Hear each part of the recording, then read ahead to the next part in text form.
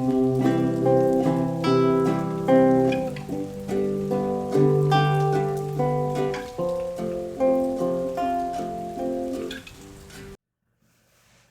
morning, everybody. How's it going? Lewis here with Higher Self Integration.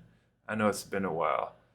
I never really kind of picked up traction with this channel. I've been going through a lot of my own personal changes and growth in the last few years, and now I feel ready to really get this channel growing and blooming and all that. So please stick around.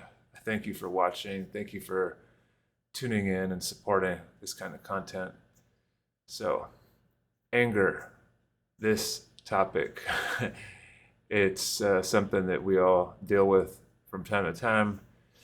Anger is something that can really feel like it puts a halt to our day, to our week, to our life. Sometimes it's a high, sometimes it feels like the only true thing, sometimes it feels wrong. Sometimes we make an enemy out of anger. How do we treat this? How do we navigate through it? How do we learn from it? I'll get all into that more here because I've definitely had my own personal relationship with anger, and it's changed a bit throughout the years for sure. I feel like I'm at a better place now when it comes to relating with anger and letting it work for me, not against me. So, anywho, if you end up by liking this video, please like it, subscribe to the channel. It helps a ton when it comes to getting this channel more seen by the YouTube algorithm. So, many thanks in advance for that. I'm basically here talking about integrating the higher self, psychedelic integration, spiritual integration, one or the other or both. Sometimes, my spirituality was kind of cultured by my psychedelic experiences or influenced by it on some level. And if you've ever been on a psychedelic path, using them for kind of understanding the self, a lot of times you see these spiritual concepts come to you throughout the ages. So yeah, that's basically what this channel is about. It's how to take these kind of lessons, whether from spirituality, psychedelics, or both, and integrating them into your life. And of course, anger is a very ripe topic in either of those spaces for sure. So anger. So first I would say, why anger? That's something that if you were to explore spirituality, philosophy, or psychedelics, if you were to explore the topic of anger through those kind of lenses, you would first want to ask yourself, why am I angry? Why does anger exist? Why is it even a construct in this universe at all? Just like all feelings, I believe they have value. They're here to teach us some things. Now, feelings in the first place, that's something that after just, most of my life, I never really understood until about 10 years ago because I suppressed my feelings like many of us are taught to. I made an enemy of them. I thought that they were, make me weak. I was taught and socialized to believe that men don't have feelings or that feelings just get in your way and so on. So I'm here to tell you that first step to understanding feelings or anger, is to not make an enemy of feelings, not suppress them, not avoid them. As hard as that can be, especially after years of programming to avoid them, teaching yourself, you forget even how you started avoiding them in the first place because it's such an automatic habit. Let's understand why a lot of times in childhood you cry a lot when you're a little kid or a baby, and that's a lot for your parents to deal with. They don't even know how to deal with feelings. So what do is they shame you or they put you in timeout or to just give you a candy to distract yourself from the pain. And that candy is like, ooh, that's tasty. That's a dopamine rush. It, helps people avoid their feelings. And many people, develop sugar addictions. And later in life, it could be video game and drug addictions and alcohol addictions and things like that. So you just kind of condition yourself in that route to every time you feel an uncomfortable feeling, you distract it away with something that gives you a quick hit of dopamine or release of dopamine. These days we got social media, TikTok, scrolling through social media for these little micro hits of dopamine to keep people avoiding those feelings. So getting back to the point, first we have to learn how to be present with feelings. That means, destimulating as much as you can, going for walks, meditation, yoga, writing in a journal, therapy, all this like slower, more mindful stuff. That is what helped me get in touch with feelings again, big time. Psychedelics brought me to those kind of habits. I meditate every day. I do yoga every day. I got my yoga mat in my space right here for, first thing in the morning, I wake up and drink some water.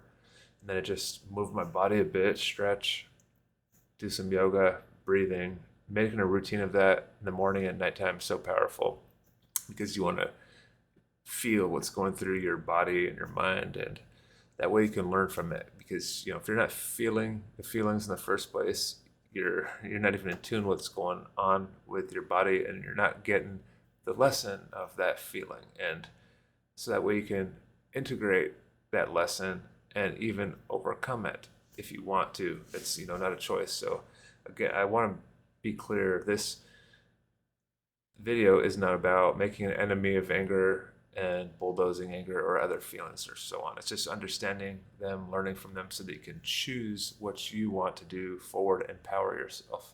So me personally, anger, you can learn from it, but I want to move through it quickly as possible. I know you can't rush it either, because anger has caused me a lot of problems and destruction of relationships with others, family, jobs in the past. And it's a fire, and it can burn things down in your life quickly if you kind of ride that wave of that feeling. And that's a tricky thing with anger, because it is like a flame if you don't understand it. And flames and fire aren't bad, but you want to put it out if you want to, as soon as you can, before it burns things down in your life.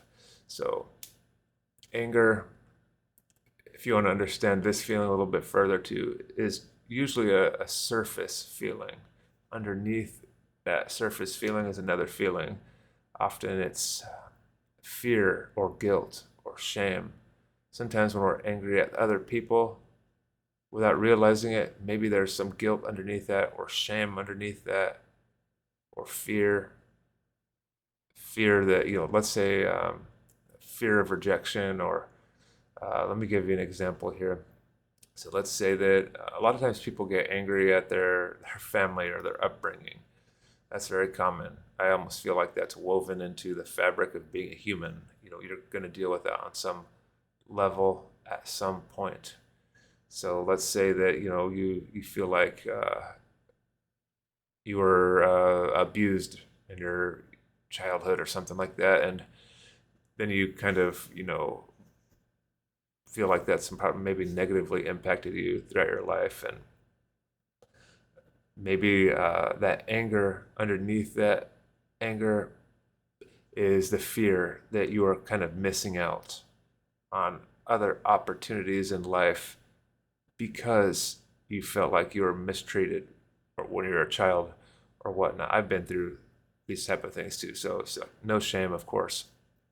And that's another thing about understanding feelings. You'll hear me say this in a lot of my videos. You don't want to get in a habit. It's hard. I know I have tools for helping people work through that. It's letting shame, just engulf you every time you feel like oh man, why did I do that? Why did I let myself get so angry? I feel like I'm in a pit of shame now. Again, that's another thing that you were socialized by, childhood and the society to do, is to feel shame for having feelings. And that can just, spiral you out of control. So when I feel shame, I try to pat myself on the back and say, hey, there's no shame in learning. There's no shame in growing. There's no shame in these like slips and falls in life. That's how life is set up to be. And when learning about feelings, that's key to understand. Life is all about ups and downs, slips and falls. It's not a linear, ooh, I'm going towards a positive life and a better life and my goals, and there's no struggle once you get it right. That's not true.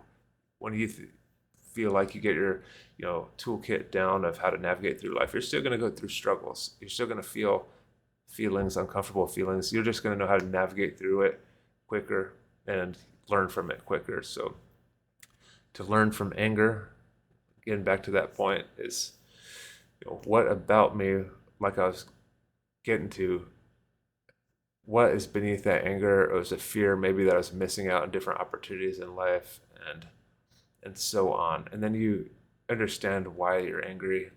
Okay, I see. That's why I'm angry. So now you want to, after you do kind of a journaling process that I have my integration pillars that I help people navigate through their feelings with.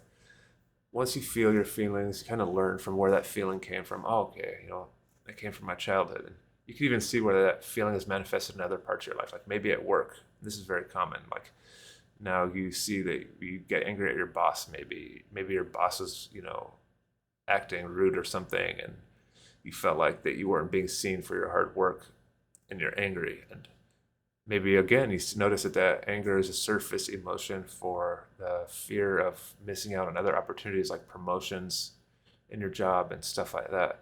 So, oh wow, I recognize that. Write that in your journal.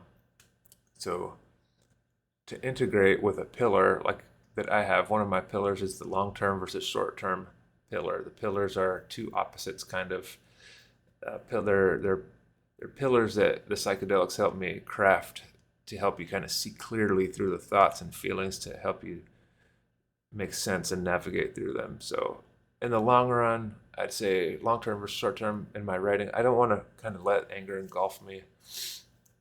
I want to move forward because anger can be such a heavy burden to bear that it can cloud my mind and make it so that I'm not taking the right actions in life. Feelings are very connected to actions or lack of actions. You got thoughts, beliefs, feelings, actions, lack of action, all interconnected for sure. So I want to have better plan of action. I don't want anger to let me down. So okay, I'm applying that to my long-term, short-term pillar. In the long run, I want to be successful. I know anger could feel like a short-term high and a short-term comfortable feeling, and that's oftentimes what could lead to short-term habit, short-term addictions to cover up that feeling. Like, oh, anger, I want to hit a dopamine through sugar or video games or junk food or drugs or alcohol to kind of cover that feeling. So in the long run, I don't want to feel that way. You might tell yourself in your writing, what would help me move forward? So now we're going to bring in some spiritual integration here, some psychedelic integration to kind of move us through this. Now, what would, Jesus say? What would the mushroom say? What would the Buddha say? This is a tough one when you're angry, but after you've written about your anger a little bit and you've gotten through it, it's a little bit easier. So bear with me. Once you're like, okay, this is why I'm angry. This is what I want to do about it. So, understanding the person you're angry at, because through understanding, you can kind of soften those feelings a bit of anger. Understanding, so you want to look at the perspectives of that person. That's, again, hard in the beginning, but once you get through your writing, it's going to be easier because understanding is the means of, navigating through the world. Even science does that, not just spirituality. They want to study and take note and look at multiple perspectives. So let's look at my boss, for instance. Oh, wow, they really had a rough background too. You remember them telling you that they were homeless and they got themselves out of that bit, and they were also raised in an abusive family. Their parents were alcoholics, and you remember them mentioning that before. And they get angry and they get stressed out. My boss, and they slip sometimes. They say rude things and mean things, but I I can understand why they say those kind of things. They were also raised in in a challenging environment like I was, and then boom, wow, you just made a connection with that person that you're angry at. Like, that dissolves the anger just a little bit. And the further you write into this, the better. So you begin to see that person as a more human, and you relate to yourself and how, like, wow, they didn't come to life with a roadmap, and neither did I. I slip up. I might not say the most kind things at sometimes. I make mistakes. Now, when we're doing this, we're not forgiving, we're not excusing this person's behavior. You can, forgive somebody without excusing their bad behavior. Okay, you can recognize that they have faults and you can be more understanding with them. But that doesn't mean that you have to take abuse. No, okay. So you can maybe recognize that person is also a wounded person, and you're working towards maybe getting that promotion or to a different job or department. So you don't have to, you don't want to spend that much time with that person. You don't have to. You don't want to be.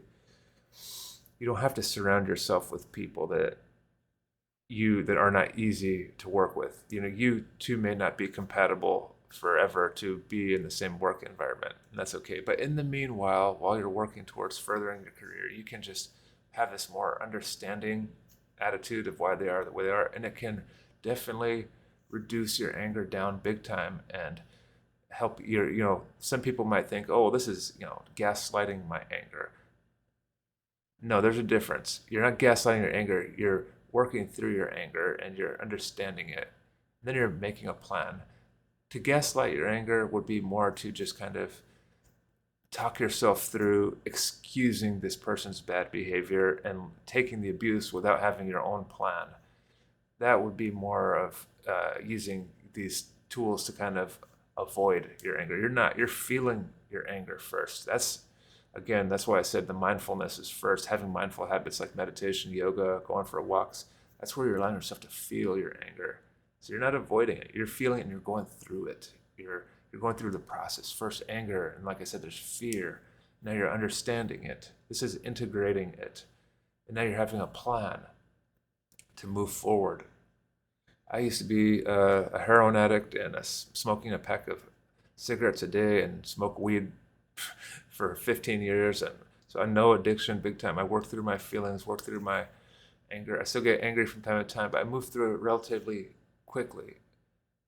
I forgot who said this, but they said, anger is totally valid, but true anger, it'll come and go and run a course, relatively quickly. If it goes on for too much longer, that means we're putting our own judgments and bias on that anger and our own meanings on that anger excessively. So, and it's a choice. Remember, nobody's telling you to do this or that with your anger. I'm just telling you what's helped me along my journey, because anger caused me to have a lot of bad habits.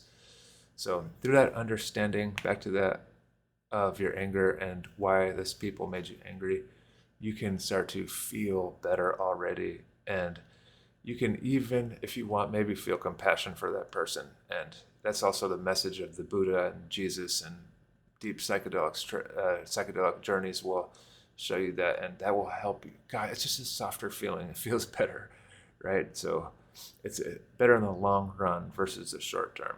And this becomes a more of a habit thing to do when you start to feel anger. It becomes a muscle that you grow and get stronger with practice.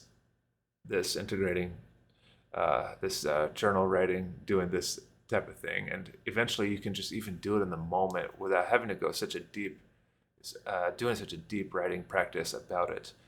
You can have somebody say something rude to you. You can process that anger. Oh wow, that makes me angry. Maybe in just like 20 minutes you can be worked through it and have gone about your day, and hey, it didn't stop you from anything. When we're new at feelings and anger, sometimes it can engulf your whole day and a week and month even.